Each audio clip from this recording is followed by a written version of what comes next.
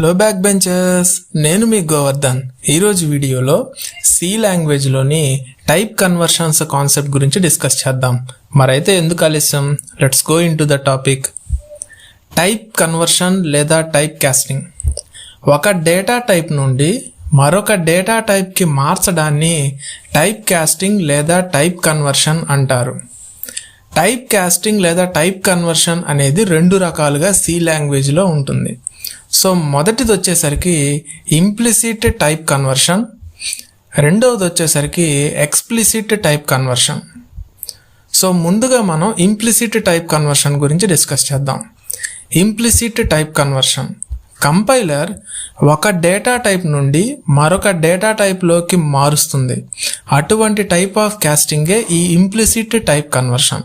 అంటే కంపైలరే ఆటోమేటిక్గా ఒక డేటా టైప్ నుంచి ప్రోగ్రామ్ ఎగ్జిక్యూషన్ అయ్యేటప్పుడు మరొక డేటా టైప్లోకి మార్చడాన్నే ఇంప్లిసిట్ టైప్ కన్వర్షన్ అంటారు. ఇది ఏ విధంగా కన్వర్ట్ అవుతుంది అనేది ప్రాక్టికల్ వేలో ఒక సింపుల్ ఎగ్జాంపుల్ ప్రోగ్రామ్ రాయటం ద్వారా మీ అందరికీ సులభంగా అర్థమవుతుంది. దీనికోసం నేనేం చేస్తున్నానంటే ముందుగా వెబ్ బ్రౌజర్ని ఓపెన్ చేసి, సో ఈ వెబ్ బ్రౌజర్లో జీడీబీ ఆన్లైన్ కంపైలర్ని ఓపెన్ చేశాను. సో దీంట్లో ముందుగా నేను ప్రోగ్రామ్ యొక్క నేమ్ ఇస్తున్నాను. ఇక్కడ నేను ఇంప్లిసిట్ టైప్ కన్వర్షన్ చేస్తున్నాను కాబట్టి నా ప్రోగ్రామ్ యొక్క కామెంట్ నేమ్ కూడా నేను అదే ఇస్తున్నాను, ఇంప్లిసిట్ టైప్ కన్వర్షన్.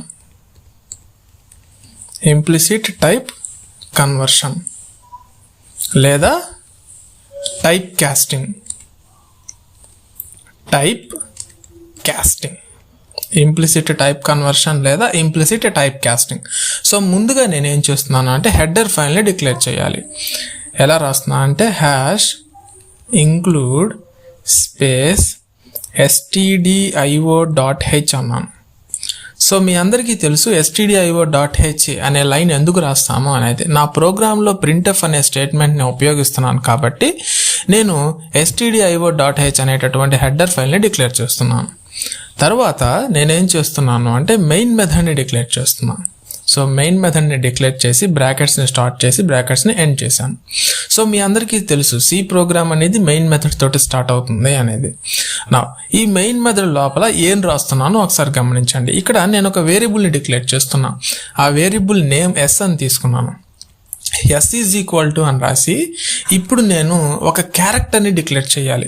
సో ఆ క్యారెక్టర్ని డిక్లేర్ చేయాలి అంటే సింగిల్ కొటేషన్స్ లేదా డబుల్ కొటేషన్స్లో ఒక క్యారెక్టర్ని డిక్లేర్ చేయాలి. ఉదాహరణకు ఒక క్యాపిటల్ తీసుకుందాం, స్మాల్ వద్దు కానీ క్యాపిటల్ తీసుకుందాం, జెడ్ అన్నాం. సో క్యాపిటల్ జెడ్ అని రాసి సెమీకోలన్ తోటి లైన్ ఎండ్ చేశాను. ఇప్పుడు క్యారెక్టర్ జెడ్ అనేది ఏ డేటా టైప్కి సంబంధించింది అంటే ఇది క్యారెక్టర్ డేటా టైప్కి సంబంధించింది. అందువల్ల క్యారెక్టర్ CHAR అని రాశాను. నా ఇప్పుడు అవుట్పుట్ స్క్రీన్ మీద ఏం ప్రింట్ అవ్వాలి అనేది నేను ఇక్కడ printf స్టేట్మెంట్లో ఈ విధంగా రాస్తున్నాను. డబుల్ కొటేషన్స్లో %d %s అన్నాను. సో ఆ వేరియబుల్లో ఇచ్చినటువంటి క్యారెక్టర్ ప్రింట్ చెయ్యి అని చెప్పాను. ఓకేనా. సో నౌ తర్వాత ఇక్కడ మెయిన్ మెథడ్ పక్కన INT అని రాశాను కాబట్టి నాకు ఒక వాల్యూ సక్సెస్ఫుల్గా ప్రోగ్రామ్ ఎగ్జిక్యూషన్ అయిన తర్వాత రిటర్న్ అవ్వాలి కాబట్టి దీనికోసం నేను రిటర్న్ 0 అన్నాను. సెమీకోలన్ తోటి లైన్ ఎండ్ చేశాను. ఇప్పుడు ఈ ప్రోగ్రామ్ని కనుక నేను రన్ చేస్తే నాకు అవుట్పుట్ ఏమని వస్తుందో ఒకసారి గమనించండి.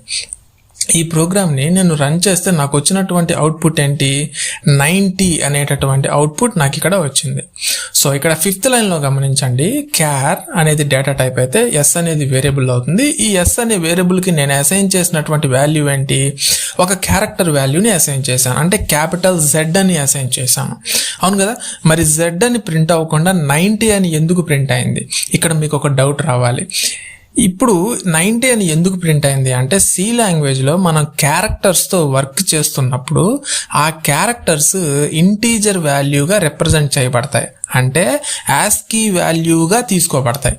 ఇప్పుడు క్యాపిటల్ జెడ్ అనేటటువంటి వాల్యూ ఏదైతే ఉందో ఇది ASCII వాల్యూస్లో 90 అనే నెంబర్ తోటి సరిపోతుంది. అందువల్ల 90 అని ప్రింట్ అయింది. అది ఎలాగూ అంటే ఇక్కడ మీరు ఈ ASCII టేబుల్ని ఒకసారి గమనించండి. ఈ ASCII కోడ్ టేబుల్ని నేను ఇక్కడ ఓపెన్ చేస్తున్నాను.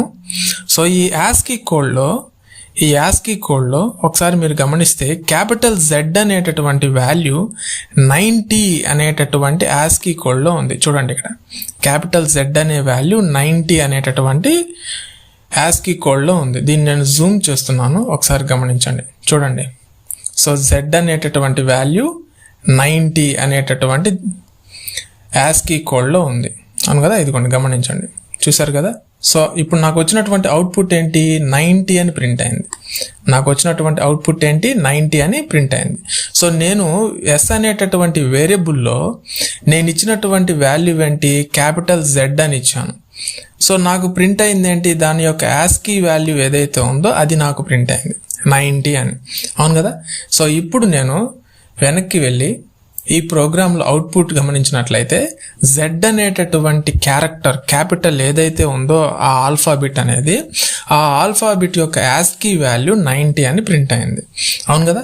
మనం ఏదైనా సరే సి లాంగ్వేజ్లో మనం క్యారెక్టర్స్తో వర్క్ చేస్తున్నప్పుడు ఆ క్యారెక్టర్స్ ఇంటీజర్ వాల్యూగా రిప్రజెంట్ చేయబడతాయి, అంటే యాస్కీ వాల్యూగా తీసుకుంటాయి. అందువల్ల ఇక్కడ మనం క్యారెక్టర్ అయినటువంటి క్యాపిటల్ Z ఇచ్చాం కాబట్టి 90 అని ప్రింట్ అయింది. ఇక్కడ మీరు గమనించండి, ఈసారి నేనేం చేస్తున్నానంటే ఈ క్యాపిటల్ Z బదులు స్మాల్ z తీసుకుంటున్నాను.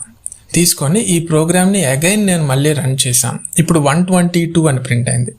ఇక్కడ ఈ టేబుల్లో మీరు గమనించండి, సో స్మాల్ z అనేటటువంటి వాల్యూ దీంతో మనకి రిప్రజెంట్ చేయబడింది అనేది చూడండి. ఇదిగోండి స్మాల్ z అనేది 122 అనేటటువంటి యాస్కీ వాల్యూ తోటి రిప్రజెంట్ చేయబడింది. దీన్ని జూమ్ చేస్తున్నాను, చూడండి ఇక్కడ z అనేది స్మాల్ ఏదైతే ఉందో దాని యొక్క యాస్కీ కోడ్ 122. సో ఇప్పుడు నాకు వచ్చినటువంటి అవుట్పుట్ ఏంటి, 122 అనే కదా నాకు ప్రింట్ అయింది. సో ఇప్పుడు నేను క్యారెక్టర్ని తీసుకున్నాను, సో దానికి సంబంధించినటువంటి ఇంటీజర్ వాల్యూ యాస్కీ కోడ్ ఏదైతే ఉందో 122 అనేటటువంటి యాస్కీ కోడ్ అదే నాకు అవుట్పుట్గా రిప్రజెంట్ అయింది. కాబట్టి ఇక్కడ మనకి ఒక విషయం కన్ఫర్మ్ అయిపోయింది, ఆల్రెడీ ఇందాక చెప్పింది. సి లాంగ్వేజ్లో మనం క్యారెక్టర్స్తో వర్క్ చేస్తున్నప్పుడు ఆ క్యారెక్టర్స్ ఇంటీజర్ వాల్యూగా రిప్రజెంట్ చేయబడతాయి, అంటే యాస్కీ వాల్యూగా రిప్రజెంటేషన్ అనేది చేయబడతాయి. సో ఈ విధంగా ఇంప్లిసిట్ టైప్ కన్వర్షన్ అనేది సి లాంగ్వేజ్లో జరుగుతుంది. కంపైలర్ ద్వారా ఒక డేటా టైప్ నుంచి మరొక డేటా టైప్లోకి మార్చడాన్ని ఇంప్లిసిట్ టైప్ కన్వర్షన్ అంటారు. ఇక్కడ మనం ఎలాంటి మాన్యువల్ వేలో మనం కన్వర్షన్ అనేది చేయలేదు. కంపైలర్ ఏం చేసింది, ఆటోమేటిక్గా మనం ఒక క్యారెక్టర్ని ఇస్తే దాన్ని ఆటోమేటిక్గా యాస్కీ కోడ్ ఇంటీజర్ వాల్యూగా కన్వర్ట్ చేసేసింది, అవును కదా. ఇదంతా ఎవరు చేశారు అంటే కంపైలర్ బ్యాక్గ్రౌండ్లో చేశారు, మనం మాన్యువల్గా చేయలేదు. కాబట్టి కంపైలర్ ద్వారా ఒక డేటా టైప్ నుంచి మరొక డేటా టైప్లోకి కన్వర్ట్ చేయబడితే దాన్ని ఇంప్లిసిట్ టైప్ కన్వర్షన్ అంటారు. ఇప్పుడు మనం నెక్స్ట్ టైప్ కన్వర్షన్ అయినటువంటి second type explicit type conversion గురించి డిస్కస్ చేద్దాం. అసలు ఎక్స్ప్లిసిట్ టైప్ కన్వర్షన్ అంటే ఏంటి, కంపైలర్ డేటా టైప్ని ఒక టైప్ నుండి మరొక టైప్లోకి కన్వర్ట్ చేయలేకపోతే అప్పుడు యూజర్ అనేవాడు explicitly converts from one type to another type is called as explicit type conversion. అంటే కంపైలర్ ఒక టైప్ నుంచి మరొక టైప్లోకి కన్వర్షన్ అనేది చేయలేని పరిస్థితుల్లో యూజర్ అనేవాడు తనంతట తానుగా ఒక టైప్ నుంచి మరొక టైప్లోకి మార్చడాన్నే ఎక్స్ప్లిసిట్ టైప్ కన్వర్షన్ అంటారు. అంటే మీకు సింపుల్గా చెప్పాలి అంటే యూజర్ ద్వారా ఒక టైప్ నుంచి మరొక టైప్లోకి మార్చబడేటటువంటి ప్రాసెస్ని ఎక్స్ప్లిసిట్ టైప్ కన్వర్షన్ అంటారు, ఓకేనా. ఇప్పుడు మనం దీని మీద ఒక చిన్న ఎగ్జాంపుల్ ప్రోగ్రామ్ రాద్దాం. అప్పుడు మీకు ఈజీగా ఈ ప్రోగ్రామ్ ఏ విధంగా వర్క్ అవుతుంది, ఏ విధంగా మనకి ఎక్స్ప్లిసిట్ టైప్ కన్వర్షన్ అనేది ప్రోగ్రాంలో ఎలా యూజ్ చేస్తాము అనేది మీకు సింపుల్గా అర్థమైపోతుంది. ఇప్పుడు నేనేం చేస్తున్నాను అంటే ప్రోగ్రామ్ యొక్క నేమ్ మారుస్తున్నాను, ఎక్స్ప్లిసిట్ టైప్ కన్వర్షన్ అని అన్నాను. ఇప్పుడు నేనేం చేస్తున్నాను అంటే హెడర్ ఫైల్ని డిక్లేర్ చేస్తున్నాను, హ్యాష్ ఇంక్లూడ్ stdio.h అనేటటువంటి హెడర్ ఫైల్ని రాశాను. ఆల్రెడీ చెప్పాను నా ప్రోగ్రాంలో ప్రింట్ఎఫ్ అనేటటువంటి స్టేట్మెంట్ని ఉపయోగిస్తున్నాను కాబట్టి #include stdio.h అనే హెడర్ ఫైల్ని నేను ఉపయోగిస్తున్నాను. నెక్స్ట్ నేనేం చేస్తున్నాను అంటే మెయిన్ మెథడ్ని స్టార్ట్ చేస్తున్నాను. సో మెయిన్ మెథడ్ని బ్రాకెట్స్ తోటి స్టార్ట్ చేశాను, ఎండ్ చేశాను. ఇప్పుడు సి ప్రోగ్రామ్ ప్రతి ప్రోగ్రామ్ కూడా మెయిన్ మెథడ్ తోటే స్టార్ట్ అవుతుంది కాబట్టి సి ప్రోగ్రామ్ కూడా మెయిన్ మెథడ్ తోటే స్టార్ట్ అయింది. ఇప్పుడు మెయిన్ మెథడ్ లోపల నేనేం చేస్తున్నాను అంటే ఒక వేరియబుల్ని డిక్లేర్ చేశాను. ఆ వేరియబుల్కి ఒక వాల్యూని అసైన్ చేస్తున్నాను, a = 5 అని కామా ఇచ్చేసాను, ఓకేనా. నెక్స్ట్ ఇంకొక వేరియబుల్ని డిక్లేర్ చేశాను. ఆ వేరియబుల్ ఏంటంటే b. So b is equal to 2 అన్నాను అని సెమీకోలన్ తోటి ఈ లైన్ ఎండ్ చేశాను. సో నేను ఇచ్చినటువంటి వాల్యూ 5 అండ్ 2 అనేవి ఇంటీజర్ డేటా టైప్కి సంబంధించింది కాబట్టి దీని యొక్క డేటా టైప్ INT అని దానికి ముందు డిక్లేర్ చేశాను. తరువాత నేనేం చేస్తున్నాను అంటే ఈ రెండిటికి మధ్య కోఎఫిషియంట్ అంటే డివిజన్ చేయాలి అని నేను అనుకుంటున్నాను. సో 5 అనేటటువంటి వాల్యూ 2 అనేటటువంటి వాల్యూ ఈ రెండిటితోటి నేను ఒక డివిజన్ చేయాలనుకుంటున్నాను. వచ్చినటువంటి వాల్యూ అనేది ఫ్లోట్లో ప్రింట్ అవ్వాలని అనుకుంటున్నాను. సో దానికోసం నేనేం చేస్తున్నాను అంటే కోఎఫిషియంట్ QUO అని షార్ట్ కట్లో ఒక వేరియబుల్ని డిక్లేర్ చేశాను. ఈ QUO కోఎఫిషియంట్ ఏదైతే ఉందో ఇది నాకు ఫ్లోట్ డేటా టైప్గా ప్రింట్ అవ్వాలి, అంటే పాయింట్ అంటే డెసిమల్ వాల్యూగా ప్రింట్ అవ్వాలి కాబట్టి ఫ్లోట్ అని ఇచ్చేసాను. నా ఇప్పుడు నేనేం చేస్తున్నాను అంటే ఈ కోఎఫిషియంట్ QUO అనేటటువంటి వేరియబుల్ ఏదైతే ఉందో దీనికి నేను ఒక ఎక్స్ప్రెషన్ని అసైన్ చేయబోతున్నాను. అదేంటి అంటే A డివైడెడ్ బై B అని రాసి సెమీకోలన్ తోటి ఈ లైన్ ఇక్కడ నేను ఎండ్ చేశాను.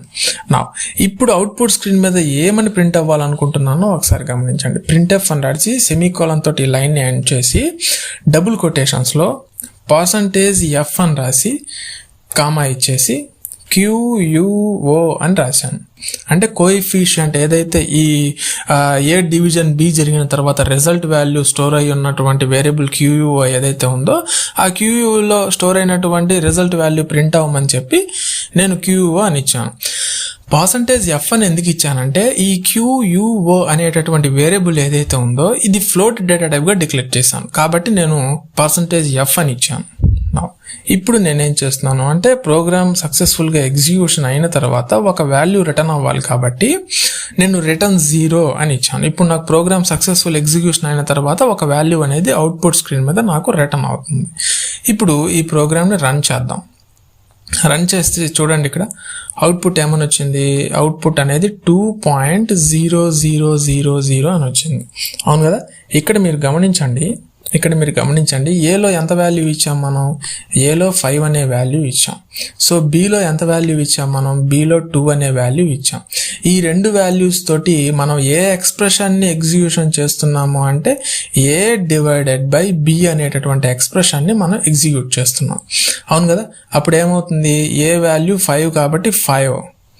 అవును కదా. నెక్స్ట్ డివిజబుల్ 2 ఈ విధంగా వస్తుంది. అవును కదా. సో ఇప్పుడు నేను ఈ పర్టికులర్ ఎక్స్ప్రెషన్ని ఎగ్జిక్యూషన్ చేస్తాను. ఒకసారి గమనించండి. 5 డివైడెడ్ బై 2 అన్నాం. సో అంటే మనం యాక్చువల్గా ఎలా చేస్తాము, 2 డివిజబుల్ బై 5. అవును కదా. సో యాక్చువల్గా ఇప్పుడు చూద్దాం మనం డివిజన్ ఎలా చేస్తాము అనేది. So 2 2s are 4, 2 2s are 4. Next 5లో నుంచి 4 పోతే ఎంత, 1.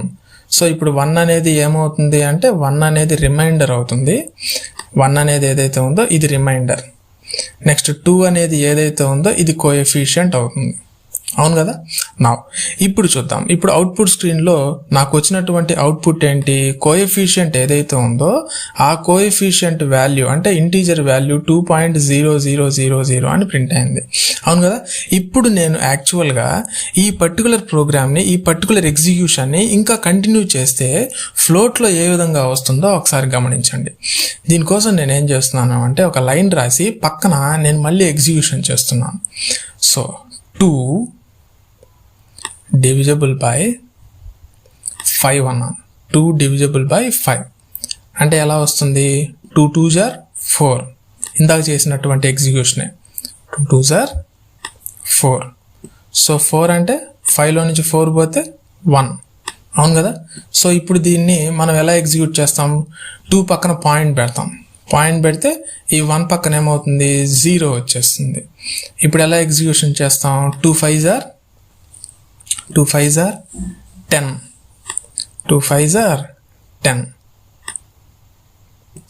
సో ఇప్పుడు రిమైండర్ అంతా రిమైండర్ 0. అవును కదా. ఇప్పుడు ఇప్పుడు 0 అనేది ఏమవుతుంది అంటే రిమైండర్ R. సో రిమైండర్ అవుతుంది 0 అనేది. 2.5 అనేటటువంటిది ఏమవుతుంది అంటే 2.5 అనేది కోఎఫిషియంట్ అవుతుంది. అవును కదా. నా ఇప్పుడు ఈ పర్టికులర్ ఎక్స్ప్రెషన్ యొక్క ఎవాల్యూషన్ ఏదైతే నేను రాసున్నానో అదొకసారి పూర్తిగా గమనించండి. ఫస్ట్ ఎక్స్ప్రెషన్లో నాకు కోఎఫిషియంట్ 2 అని ప్రింట్ అయింది. అవును కదా, అవుట్పుట్ స్క్రీన్లో నాకు కోఎఫిషియంట్ ఎలా ప్రింట్ అయింది అంటే 2 అని ప్రింట్ అయింది. అవును కదా. నౌ నెక్స్ట్ అవుట్పుట్ స్క్రీన్లో కూడా నాకు అదే ప్రింట్ అయింది. ఒకసారి గమనించండి, అవుట్పుట్ స్క్రీన్లో కూడా నాకు 2.000 అనే ప్రింట్ అయింది.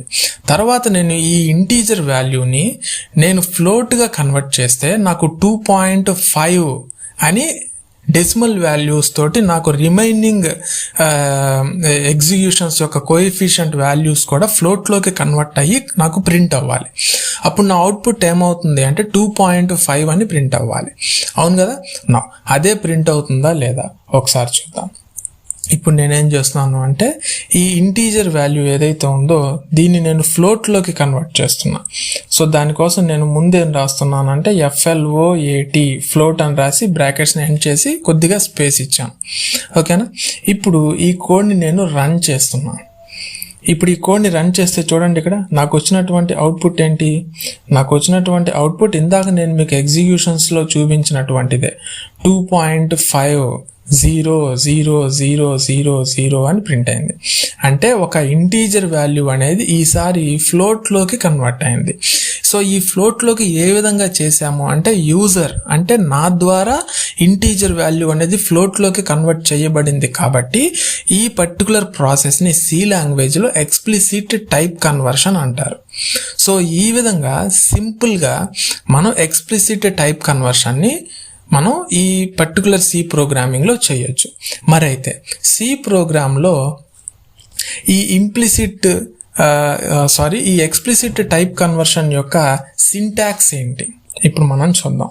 ఈ ఎక్స్ప్లిసిట్ టైప్ కన్వర్షన్ యొక్క సింటాక్స్ ఏంటి అంటే ఇప్పుడు చూడండి, ఎక్స్ప్లిసిట్ టైప్ కన్వర్షన్ యొక్క సింటాక్స్ ఏంటి అంటే variable name is equal to data type space expression. అవును కదా. సో ఇప్పుడు ఈ పర్టికులర్ ఎగ్జాంపుల్లో వేరియబుల్ నేమ్ అని మనం ఇక్కడ రాసాం. సో ఇప్పుడు ఈ వేరియబుల్ నేమ్ అనేది ఈ మన ప్రోగ్రాంలో ఎలా రాసాము అంటే ప్రోగ్రాంలో మనం ఈ వేరియబుల్ నేమ్ అనేది కోఎఫిషియంట్ అని రాయటం జరిగింది, అంటే QUO అని తీసుకున్నాం. అవును కదా. అదేవిధంగా డేటా టైప్ అని రాసాము ఇక్కడ. సో ఇక్కడ ఈ డేటా టైప్ అనేది ఎలా తీసుకున్నాము అంటే ఇక్కడ ఫ్లోట్ అని తీసుకున్నాం. సో డేటా టైప్ ఏమైంది ఇక్కడ ఫ్లోట్. అదేవిధంగా ఇక్కడ మనం ఎక్స్ప్రెషన్ అన్నాం. సో ఈ ఎక్స్ప్రెషన్ని మనం ఎలా తీసుకున్నాం ఇక్కడ అంటే A/B అని తీసుకున్నాం. అంటే ఒక ఎక్స్ప్రెషన్ని ఒక డేటా టైప్ నుంచి మరొక డేటా టైప్లోకి దాని యొక్క రిజల్ట్ని మనం రాసాం. ఫస్ట్ ఫ్లోట్ అనేటటువంటి డేటా టైప్ లేకుండా ఇచ్చినప్పుడు 2.0000 అని ఇంటీజర్ వాల్యూ ప్రింట్ అయింది.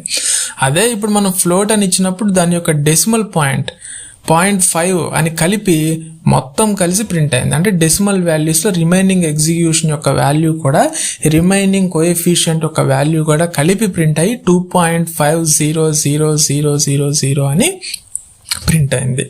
సో ఈ విధంగా సింపుల్గా implicit type conversion, explicit type conversions అనేవి సి లాంగ్వేజ్లో మనం సులభంగా చేయొచ్చు.